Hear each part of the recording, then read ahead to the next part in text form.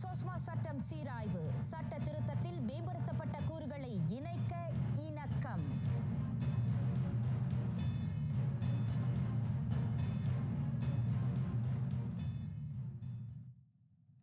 வணக்கம். சலாம் Malaysia Madani RTM Tamil செய்திகள் உங்களுக்காக உங்களுடன் நான் சந்திரகலா ஐயப்பன். 2024 4ஆம் காலாண்டில் மலேசிய பொருளாதாரம் 5 விழுக்காடு உயர்ந்தது. புதிய மற்றும் நடப்பில் உள்ள திட்டங்களை தொடர்ந்து செயல்படுத்துவதன் வழி நிலையான நீடித்த முதலீடு ஆதரிக்கப்படுவதாக பேங்க் நெகாரா அறிவித்தது. குறிப்பாக உள்நாட்டு தேவைகளால் நாட்டின் பொருளாதாரம் வலுவடைந்துள்ளது. நேர்மறையான ஆழ்பல சந்தையும் தொடர்ச்சியான கொள்கை ஆதரவும் வீட்டு செலவுகளை நிலையாக வைத்துள்ளது. பொருள் ஏற்றுமதி துறையில் சேவைத்துறையும் தொடர்ந்து வளர்ச்சி கண்டு வருகிறது. இதற்கிடையில் மூலதன இறக்குமதி மற்றும் இடைக்கால இறக்குமதியின் வளர்ச்சி மிதமாக பதிவாகியிருக்கிறது. மொத்தமான மலேசிய பொருளாதாரம் கடந்த ஆண்டு 5.1 விழுக்காடு உயர்வு கண்டுள்ளது. உள்நாட்டு தேவைகள் அதிகரிப்பும் ஏற்றுமதி துறை சீரடைந்ததும் அதற்கு முதன்மை காரணிகளாக விளங்குகின்றன. இதற்கிடையில் கடந்த ஆண்டு இறுதியில் நாட்டின் பணவீக்கம் 1.8 விழுக்காடாக பதிவானது. 3ஆம் காலாண்டில் அது 1.9 விழுக்காடாக இருந்தது குறிப்பிடத்தக்கது. தொலைத்தொடர்பு சேவை மற்றும் RON 97 பெட்ரோல் விலையில் பணவீக்கம் குறைந்தது அதற்கு காரணம். ஆனாலும் காய்கறிகள், மீன் மற்றும் கடல் உணவுகள் விலை அதிகரித்துள்ளது. முதன்மை பணவீக்கமும் 1.7 விழுக்காட்டுக்கு குறைந்துள்ளதால் பணவீக்க விகிதம் மிதமாக உள்ளது. நுகர்வோர் விலை குறியீட்டின் நிலையான பொருள்கள் நீண்டகால சராசரி விலைக்கும் குறைவாக 39.8 விழுக்காடாக பதிவு செய்யப்பட்டுள்ளது. பிரதமர் துறையின் கீழ் முஸ்லிம் அல்லாதோர் சமய அமைச்சர் பதவியை உருவாக்கும் பரிந்துரையில் அரசாங்கத்துக்கு இணக்கம் இல்லை. அதனை அமைச்சரவை முன்மொழியவில்லை. மாறாக நாடாளுமன்ற உறுப்பினர் ஒருவரின் தனிப்பட்ட கருத்து என பிரதமர் டத்தோஸ்ரீ அன்வார் இப்ராஹிம் தெளிவுபடுத்தினார். அமைச்சரவையில் சமய அமைச்சர், தேசிய ஒருமைப்பாட்டு அமைச்சர், நாட்டில் உள்ள எல்லா இனங்களையும் சமயங்களையும் நிகர்க்கும் நல்லிணக்க செயற்குழு ஆகியவை உள்ளன. விவகாரங்களை கையாள இவை போதுமானவை என பிரதமர் விளக்கினார். அமைச்சர் பதவியை உருவாக்குவது பிரதமரை பொறுத்தது என்றும் டத்தோஸ்ரீ அன்வார் விவரித்தார். முன்னதாக கடந்த புதன்கிழமை மக்களவையில் பேரரசரின் உரைக்கு நன்றி தெரிவித்து பேசிய ரவுட் நாடாளுமன்ற உறுப்பினர் சோ யூ ஹூய், பிரதமர் துறையின் கீழ் இயங்கும் சமய விவகார அமைச்சு முஸ்லிம் அல்லாதோர் என இரு பிரிவுகளாக இயங்க வேண்டுமென முன்மொழிந்தார். பல இன சமய மக்களை கொண்ட மலேசியாவில் ஒருமைப்பாட்டை வலுப்படுத்தவும் எத்தரப்பும் புறக்கணிக்கப்படாதிருப்பதை உறுதிப்படுத்தவும் அது அவசியம் என அவர் கேட்டுக்கொண்டார். பாலஸ்தீன மக்களின் எதிர்காலத்தை முடிவு செய்யும் உரிமை எந்த நாட்டுக்கும் இல்லை. பிரதமர் டத்தோஸ்ரீ அன்வார் இப்ராஹிம் அதனை திடமாக எடுத்துணர்த்தினார். காசா மக்களின் உரிமையை தற்காப்பதில் ஏனைய முஸ்லிம் நாடுகளின் நிலைப்பாட்டுடன் மலேசியா ஒத்திருக்கிறது. குறிப்பாக பாலஸ்தீனர்களின் உரிமை தற்காக்கப்பட வேண்டும், பேணப்பட வேண்டும் எனும் நிலைப்பாட்டை பிரதமர் இன்று மீண்டும் மறு உறுதிப்படுத்தினார். பாலஸ்தீனத்தை மறு கட்டுமானம் செய்யும் உரிமை அதன் சொந்த மக்களுக்கே உண்டு என்றும் அவர் வலியுறுத்தினார். இக்கட்டான தருணத்தை எதிர்கொண்டிருக்கும் பாலஸ்தீன மக்களுக்கு மலேசியா உள்ளிட்ட முஸ்லிம் நாடுகள் உறுதுணையாக நிற்கும் என்றும் அவர் விவரித்தார். காசாவில் உள்ள பாலஸ்தீனர்களை ஜோர்டானுக்கும் எகிப்துக்கும் அனுப்பிவிட்டு அந்த தீபகற்பத்தை அமெரிக்கா வசமாக்கிக் கொள்ளும் என கடந்த 4ஆம் தேதி அதிபர் டொனால்ட் ட்ரம்ப் கூறியதாக தகவல்கள் வெளிவந்தது குறித்து பிரதமர் கருத்துரைத்தார். புச்சோங் படான மஸ்ஜித் அஸ்ஸலாம் பள்ளிவாசலில் வெள்ளிக்கிழமை தொழுகையை நிறைவேற்றிய பின் டத்தோஸ்ரீ அன்வார் ஊடகத்தாரிடம் பேசினார். அமெரிக்காவுக்கான மலேசியாவின் புதிய தூதரை அரசு தேர்ந்தெடுத்து விட்டது. பேரரசர் சுல்தான் இப்ராஹிமின் ஒப்புதலுக்காக அரசு காத்திருப்பதாக பிரதமர் தெரிவித்தார். தூதர் நியமனத்துக்கு பேரரசரின் ஒப்புதலை பெறுவது வழக்கமான நடைமுறை என குறிப்பிட்ட டத்தோஸ்ரீ அன்வார் விரைவில் அந்த நியமனம் அறிவிக்கப்படும் என்றும் கூறினார். பஹ்ரைனுக்கான பயணத்தை முடித்து நாடு திரும்பியவுடன் அந்த அறிவிப்பை தாம் வெளியிட விருப்பதையும் அவர் கோடிக்காட்டினார். அமெரிக்காவுக்கான மலேசிய தூதராக இயங்கிய டத்து ஸ்ரீ முகமது நஸ்ரி அப்துல் அசீஸின் சேவை காலம் கடந்த ஞாயிற்றுக்கிழமை முடிவுக்கு வந்த வேளை புதிதாக அவர் பதவிக்கு நியமிக்கப்படவிருப்பவர் குறித்து பிரதமரிடம் வினவப்பட்டது. நாட்டின் நிர்வாகத்தில் பரந்த பட்டறிவை கொண்டிருப்பதன் அடிப்படையில் டத்து ஸ்ரீ முகமது நஸ்ரி 2023 பிப்ரவரி 9 அமெரிக்காவுக்கான மலேசிய தூதராக நியமிக்கப்பட்டார். டத்து ஸ்ரீ அன்வார் பஹ்ரைனுக்கு அடுத்த வாரத்தில் அதிகாரப்படியான பயணத்தை மேற்கொள்ள உள்ளார்.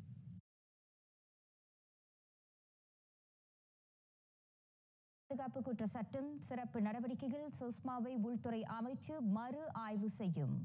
இன்று நடைபெற்ற அமைச்சரவை கூட்டத்தில் அதற்கு ஒப்புதல் அளிக்கப்பட்டதாக தொடர்பு அமைச்சர் ஃபமி ஃபாட்சில் தெரிவித்தார். 2012 அமைதி பேரணி சட்டத்திருத்தம் குறித்து நேற்று அறிவிக்கப்பட்டதற்கு இணங்க இந்த ஆய்வு மேற்கொள்ளப்படுகிறது. சொஸ்மா சட்ட திருத்தத்தில் மேம்படுத்தப்பட்ட கூறுகளை இணைக்கவும் இன்றைய அமைச்சரவை கூட்டத்தில் இணக்கம் காணப்பட்டதாக அமைச்சர் கூறினார். அமைதி பேரணிகளை எளிதாக கையாளும் பொருட்டு 2012 அமைதி பேரணி சட்டம் திருத்தப்படும் என மக்களவையில் பிரதமர் நேற்று அறிவித்திருந்தார். அதன் தொடர்பில் சொஸ்மாவும் மறு ஆய்வு செய்யப்பட வேண்டியுள்ளது. இது தொடர்பில் உள்துறை அமைச்சர் நாடாளுமன்றத்தில் விளக்கமளிப்பார் என்றும் அவர் கோடிக்காட்டினார். அமைச்சரவை கூட்டத்துக்கு பிந்தைய ஊடகத்தார் சந்திப்பில் மடானி அரசாங்க பேச்சாளருமான ஃபாமி இந்த விவரங்களை வழங்கினார். ஆட்சியாளர் மன்ற கூட்டம் குறித்து சிலர் பொய்ச் செய்திகளை பரப்பியதாக நம்பப்படுகிறது. அவர்களை மலேசிய தொடர்பு பல்லூடக ஆணையம் MCMCயும் அரசு மலேசிய போலீஸ் படையும் அவர்களை அடையாளம் கண்டிருப்பதாக ஃபாமி தெரிவித்தார். அந்த விவகாரம் இனம், சமயம், ஆட்சியாளர் தொடர்புடைய 3R விமர்சனமாக வகைப்படுத்தப்பட்டுள்ளது. அதில் ஈடுபட்டோரை MCMCயும் PDRMும் கண்டறிந்திருப்பதை அமைச்சர் உறுதிப்படுத்தினார். செய்தியை பரப்பியோருக்கு எதிராக கடும் நடவடிக்கை எடுக்கப்படும். ஏனையோருக்கு அது படிப்பினையாக அமையும் என ஃபாமி குறிப்பிட்டார். ஆசியான் இளையோர் பொருளாதார மாநாட்டை முன்னிட்டு 10 நாடுகளிலிருந்து பேராளர்கள் 32 பேர் தலைநகரில் திரண்டுள்ளனர்.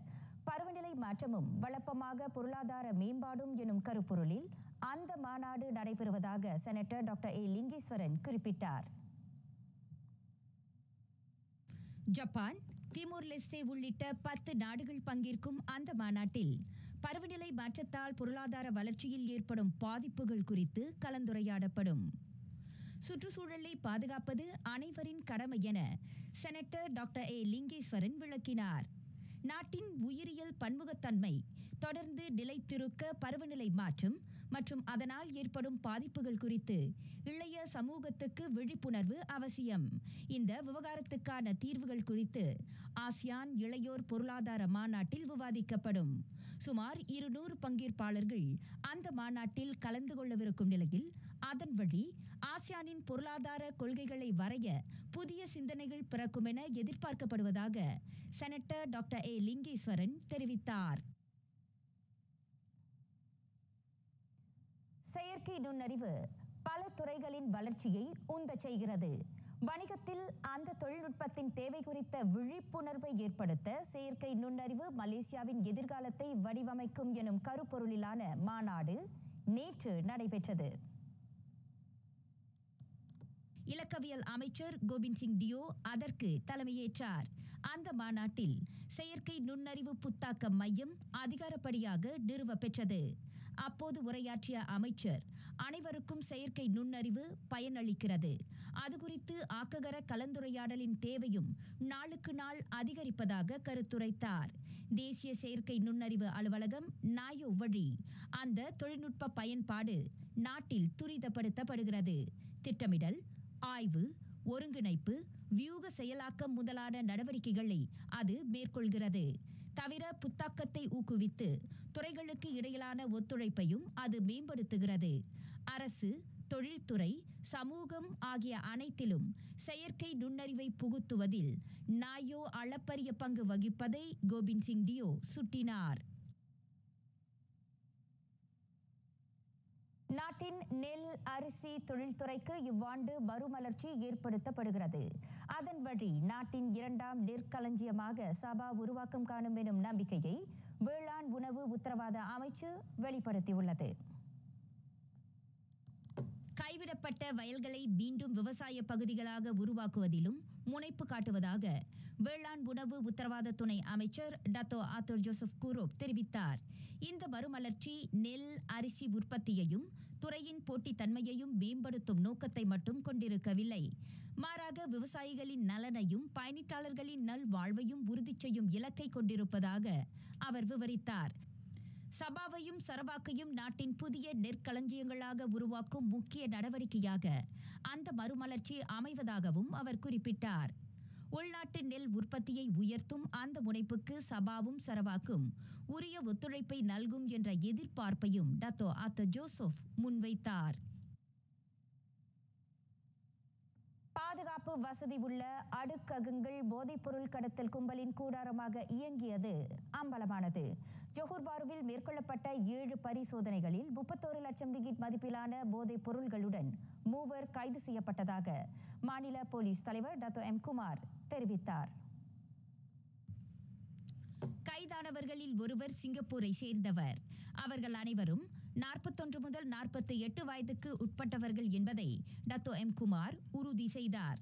அந்த போதைப்பொருள் கடத்தல் கும்பல் பாதுகாப்பு வசதியுள்ள அடுக்ககங்களை போதைப் பொருள்களை பதுக்கும் தளங்களாக பயன்படுத்தி வந்தது விசாரணையில் தெரியவந்தது. அங்கிருந்து பல இடங்களுக்கு போதைப்பொருள் விநியோகம் செய்யப்படுவதாக டத்தோ எம் குமார் குறிப்பிட்டார். அவை கோலாலம்பூரிலிருந்து இவ்வாண்டு தொடக்கத்தில் ஜொஹூருக்குள் கொண்டு வரப்பட்டவை என்றார் அவர். இந்நிலையில் ஜொஹூர் பாருவில் உரிமமின்றி இயங்கும் கேளிக்கை மையத்தில் அதிரடி பரிசோதனை மேற்கொள்ளப்பட்டது. அயல் நாட்டு பெண்கள் 21 பேர் அங்கு முறையான உரிமம் மற்றும் ஆவணங்களின்றி பணியாற்றுவது கண்டறியப்பட்டுள்ளதாக ஜொஹூர் பாரு உத்தாரா மாவட்ட இடைக்கால போலீஸ் தலைவர் சூப்பரிண்டென்டன்ட் அஸ்ரோல் அன்வார் டோர் கூறினார். கைது செய்யப்பட்ட அந்நிய நாட்டவர்கள் அனைவரும் 19 முதல் 42 வயதுக்கு உட்பட்டவர்கள். கேளிக்கை மைய முகப்பில் கடமையாற்றும் மலேசியர் ஒருவரும் கஞ்சா வகை போதைப்பொருள் வைத்திருந்த ஆடவரும் கைது செய்யப்பட்டனர். அங்கிருந்து தங்க நகைகளும் ரொக்கமும் பறிமுதல் செய்யப்பட்டன.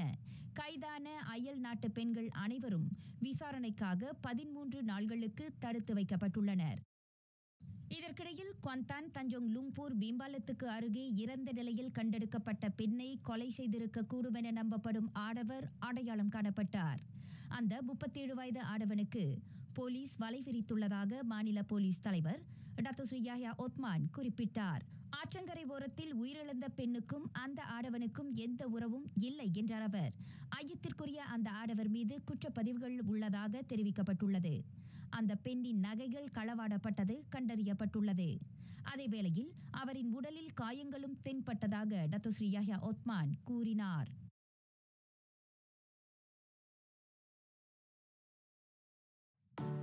அதிகாலை துயிலெழுப்பும் அலாரமாய், நண்பகல் அயற்சி போக்கும் உற்சாகமாய், மாலை தேநீர் நேர தோழமையாய், இரவு தாலாட்டும் பூங்காற்றாய், செய்திகளை உடனுக்குடன் வழங்குவதில் முன்னோடியாய், நேயர்களோடு ஒட்டி உறவாடும் ஒளியலை நண்பன் வானொலி. உலக வானொலி நாள் சிறப்பு தொகுப்பாய் மலர்கிறது இவ்வார வசந்தம். நாளை சனிக்கிழமை பிற்பகல் 3:05 மணிக்கு RTM TV 2லும் பரீதா அலைவரிசையிலும் ஒளியேறுகிறது வசந்தம், உங்கள் வாசல் நாடி.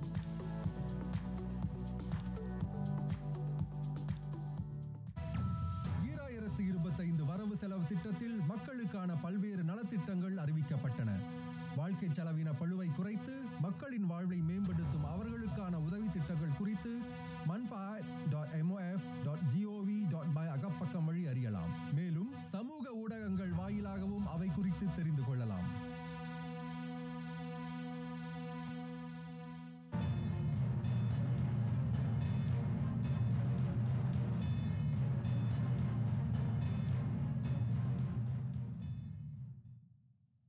காசாவில் போர் முடிவுக்கு வந்தாலும் அதனால் ஏற்பட்ட கடும் பாதிப்பின் நிழல் மக்களை துரத்துகிறது. ஆயுத முனையில் கட்டவிழ்க்கப்பட்ட வன் செயல்கள் தணிந்தாலும் காசாவின் அன்றாட நிகழ்வுகள் ஏட்டில் மாந்தநேய நெருக்கடியின் சீற்றம் தொடர்ந்து பதிவாகிறது.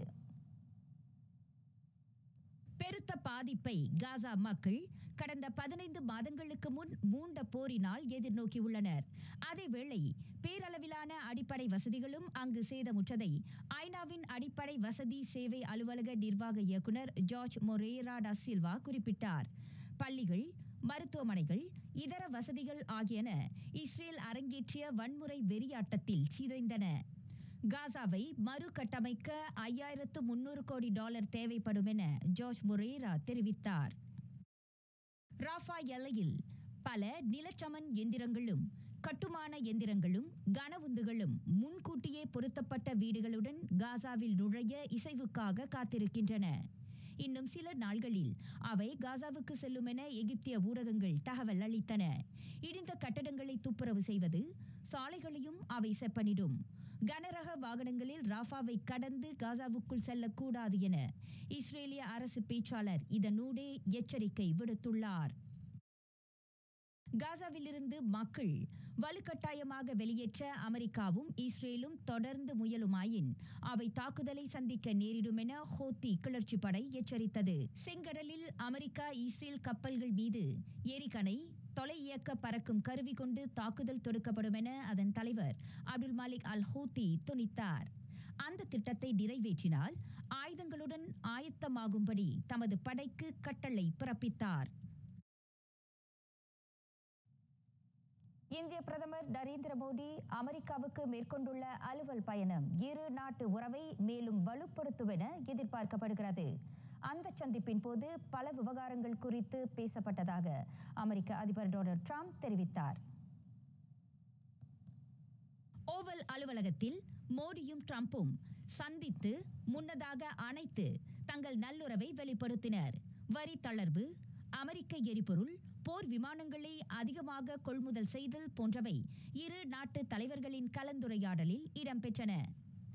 2030க்கும் புதுடெல்லி வாஷிங்டன் இருவழி வர்த்தகத்தை $5000 கோடி உயர்த்த இலக்கு வகுக்கப்பட்டது.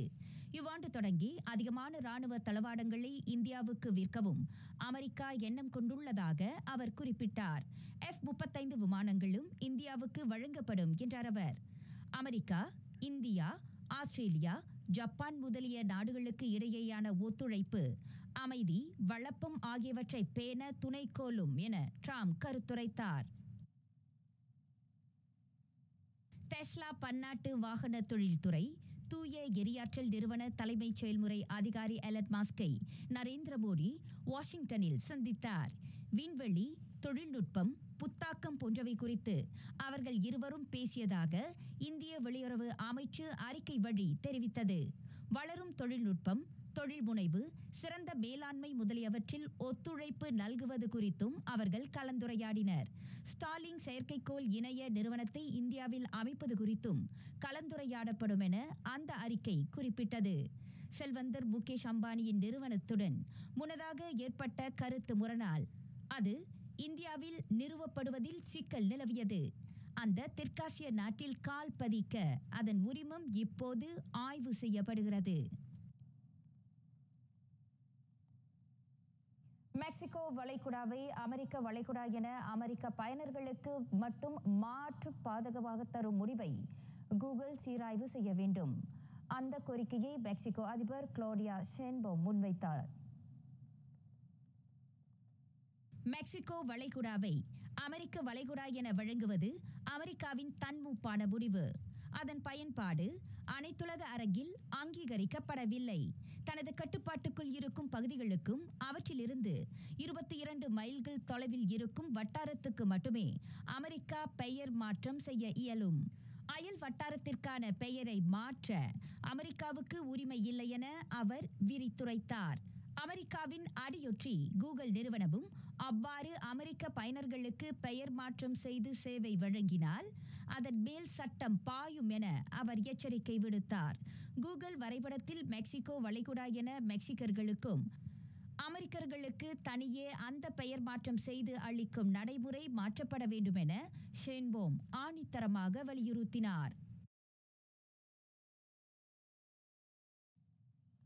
அமெரிக்காவின் சுகாதார அமைச்சராக ரோபர்ட் எஃப் கென்னடி ஜூனியர் பதவி உறுதிமொழி எடுத்துக்கொண்டார். கடும் நோய்களுக்கு தடுப்பூசி எடுத்துக்கொள்வதை குறை கூறும் அவர் அமெரிக்காவை மீண்டும் நலமிக்க நாடாக உருமாற சூளுரைத்தார். அதிபர் டொனால்ட் ட்ரம்பின் நிர்வாக ஆணையின்படி கென்னடி ஜூனியரின் பதவியேற்பு நிகழ்ச்சி ஓவல் அலுவலகத்தில் நடைபெற்றது. பதவியேற்புக்கு பின் பேசிய கென்னடி ஜூனியர் கடும் நோய்கள் பற்றிய புலனாய்வை மேற்கொள்ளவிருப்பதாகவும் சிறாருக்கு ஏற்படும் நோய்களுக்கு எதிராக நடவடிக்கை திட்டமிட தொடங்கி இருப்பதாகவும் தெரிவித்தார். முன்னதாக அமெரிக்க மேலவை சுகாதார அமைச்சர் பதவிக்கு 52க்கு 48 என கென்னடிக்கு வாக்களித்தது. தடுப்பூசி திட்டங்களை கடுமையாக சாடி வரும் அவருக்கு எதிராக வாக்களித்த 48 பேரில் 47 பேர் ஜனநாயக கட்சியினர் ஒருவர் குடியரசுக் கட்சியைச் சேர்ந்த கென்டக்கி நிகராலி செனட்டர் மிச் முக்கோனல் ஆவார். அமெரிக்க மருந்து கட்டுப்பாட்டு நிறுவனம், நோய் கட்டுப்பாட்டு தடுப்பு மையம் ஆகியவை 71 வயதான சூழலியல் சட்ட நிபுணரான கென்னடியின் கீழ் இயங்க உள்ளன. அமெரிக்க சுகாதார அமைச்சு ஆண்டுக்கு $3 லட்சம் கோடி ஒதுக்கீட்டுடன் இயங்குகிறது.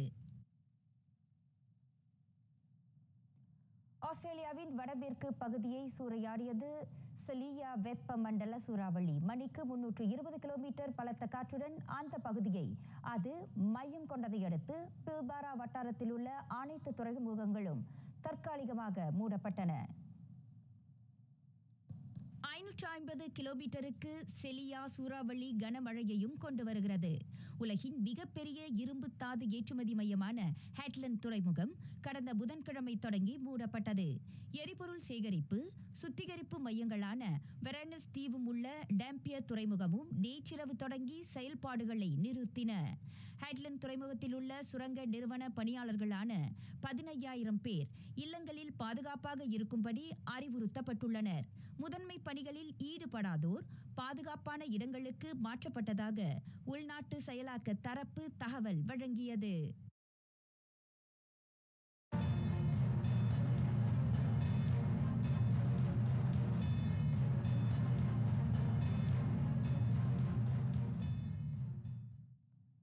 சீனா சிங்டோவில் நடைபெற்ற குழு நிலையிலான ஆசிய கலப்பு பூப்பந்து போட்டியின் தொடக்க ஆட்டத்தில் தேசிய அணி 2-3 எனும் புள்ளிகளில் இந்தோனேசியாவிடம் வீழ்ந்தது. 2017ஆம் ஆண்டு போட்டி அறிமுகப்படுத்தப்பட்டதிலிருந்து முதல் முறையாக தேசிய அணியின் கனவு காணல் நீரானது. தேசிய அணிக்கான 2 புள்ளிகளை ஆடவர் ஒற்றையர் ஆட்டக்காரர் லியோங் ஜுன் ஹாவும் ஆடவர் பூப்பந்து இணையினர் மன்வே சோங் தேகாய் வூனும் பெற்றுத் தந்தனர். லியோங் ஜுன் ஹாவ் 11-21, 22-20, 21-12 என யோஹானேஸ் சவுத் மஷலினோ வீழ்த்தி வாகை சூடினார்.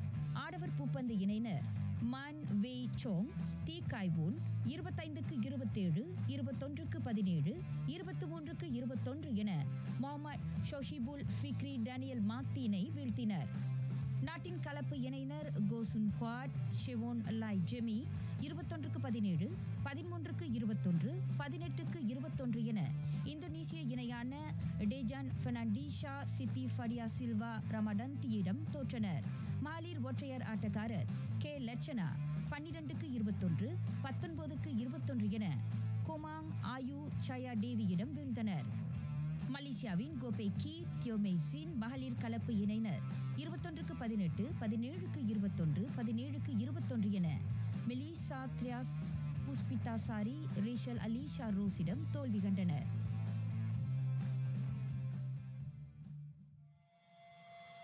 இதனிடையே தேசிய விளையாட்டாளர்களின் அடைவு நிலையில் மன நிறைவு கொள்வதாக தேசிய ஆடவர் ஒற்றையர் பயிற்றுனர் கே யோகேந்திரன் தெரிவித்தார். அதோடு 2025 BAMTC மதிப்புமிக்க படிப்பினையை வழங்கியுள்ளதாகவும் குழு பணியின் முக்கியத்துவத்தை வலியுறுத்தியுள்ளதாகவும் அவர் குறிப்பிட்டார். மேலும் அடுத்த போட்டியை எதிர்கொள்ளும் முன் அனைத்து பலவீனங்களும் சரி செய்யப்படும் என கே யோகேந்திரன் கூறினார். 2025 ஆசிய உள்ளரங்கு சைக்கிளோட்ட போட்டி தேசிய தட சைக்கிளோட்ட வீரர் முகமது ஃபடில் முகமது ஜோனிஸ் 2025 ஆசிய தட சைக்கிளோட்ட போட்டியில் 1 கிலோமீட்டர் அதிவேக சாதனையை படைக்க இலக்கு கொண்டுள்ளார். முந்தைய ஆடவருக்கான அதிவேக உள்ளரங்கு சைக்கிளோட்ட போட்டியில் தேசிய சகாப்தம் Datuk Mohamed Azizul Hasni Awang தங்க பதக்கத்தை தன்வசப்படுத்தியதாக தெரிவித்தார். கடந்த ஆண்டு நீண்ட இடைவெளிக்கு பிறகு தனது நம்பிக்கையை மீண்டும் பெற்றுள்ளதாக அவர் கூறினார். மேலும் கெய்ரின் உள்ளரங்கு சைக்கிளோட்ட போட்டிக்கு முதல் வீரரை தேசிய அணி இன்னும் தேடி வருவதாகவும் அவர் 3வது வீரராகவும் மொஹமட் ரிட்வான் ஷாரும் 2வது வீரராகவும் போட்டியிடுவதாகவும் அவர் இவ்வேளையில் தெரிவித்தார். நெகிரி சம்பிலான் நீலாய் தேசிய உள்ளரங்கில் 2025 ஆசிய உள்ளரங்கு சைக்கிளோட்ட போட்டி பிப்ரவரி 21 முதல் 27ஆம் நாள் வரை நடைபெறும். நெகிரி சம்பிலான் பரோய் துவான்கோ அப்துல் ரஹ்மான் அரங்கத்தில் நேற்று நடைபெற்ற ஆட்டத்தில் ஸ்லாங்கூர் FC 2-1 என நெகிரி சம்பிலான் FCயை வீழ்த்தியது. இந்த வெற்றியின் மூலம் ஸ்லாங்கூர் அணி JDT டுவா அணியை முந்தியது. விறுவிறுப்பாக நடைபெற்ற அவ்வாட்டத்தில் இரு அணிகளும் சளைக்காது தாக்குதல்களை தொடர்ந்தன. முற்பாதியாட்டம் வரையில் கோல் எதுவும் புகுத்தப்படவில்லை. 55வது நிமிடத்தில் இஸ்ரின் இப்ராஹிம் ஸ்லாங்கூர் FCக்கான முதல் கோலை அடித்தார். எனினும் கோல் எண்ணிக்கையை சமப்படுத்தும் முயற்சியில் நெகிரி சம்பிலான் FCக்கான கோலை அவ்வணியின் தலைவர் ஹரிஸ் கமருடின் பெனால்டி வாயிலாக புகுத்தினார். ஆட்டம் சூடுபிடிக்க ஸ்லாங்கூர் FC அணிக்கு வழங்கப்பட்ட பெனால்டி வாய்ப்பை கோலாக மாற்றி அணியை முன்னிலை வகிக்க செய்தார் ஹாரி டனிஷ் மொஹமட் ஹைசோன். 46 புள்ளிகளுடன் ஸ்லாங்கூர் FC JDT டுவா அணியை விட 2 புள்ளிகள் முன்னிலையில் உள்ளது. 2025 மலேசியா ஹாக்கி லீக் ஆட்டம். புக்கிட் ஜாலில் தேசிய ஹாக்கி அரங்கில் நடைபெற்ற ஆட்டத்தில் TNB தண்டர்போல்ட்ஸ் அணியை 3-1 என வீழ்த்தியதை அடுத்து மேபெங் அணி 3ஆம் நிலையை பிடித்தது. மேபெங் அணியின் முஹாஜிர் அப்துல் ரவுஃப் சிறந்த ஆட்டபாணியை வெளிப்படுத்தி 4ஆம் நிமிடத்தில் தமது அணிக்கான முதல் கோலை புகுத்தினார். மொஹமட் நஜ்மி ஃபரீசால் ஜஸ்லான் அமீருல்லா ஜைனோல் மூலம் மேலும் 2 கோலை பெற்றது மேபெங் அணி. TNB தண்டர்போல்ட்ஸ் அணிக்கான ஒரே ஆறுதல் கோலை 23ஆம் நிமிடத்தில் மொஹமட் ஃபாமி காலித் அடித்தார். மேபெங் அணி 15 புள்ளிகளுடன் பட்டியலில் 3ஆம் இடத்தில் இருக்கும் வேளை 13 புள்ளிகளுடன் TNB தண்டர்போல்ட்ஸ் 4ஆம் இடத்தில் இருக்கிறது.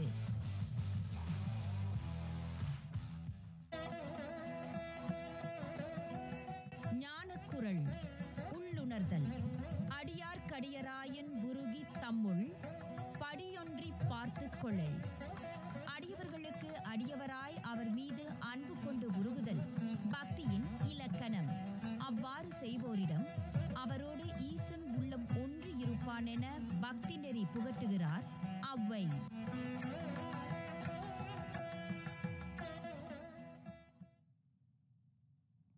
மண் கடந்து மனம் வீசும் பண்பாடு பாரம்பரியம். சீன பெருநிலம் தாண்டி அண்டை நாடான இந்தோனேசியா சிங்கக்காவாங் சீன புத்தாண்டின் நிறைவை குறிக்கும் சப்கோமே கொண்டாட்டத்தை முன்னிட்டு விழா கோலம் பூண்டது. ஆடவரும் பெண்டீரும் அழகிய துகிலுடுத்தி அரிதாரம் பூசி அதில் பங்கேற்றது ஆயிரக்கணக்கானோர் விழிகளுக்கு விருந்து படைத்தது. அந்த வியத்தகு காட்சிகளுடன் நிறைவடைகின்றன RTM தமிழ் செய்திகள்.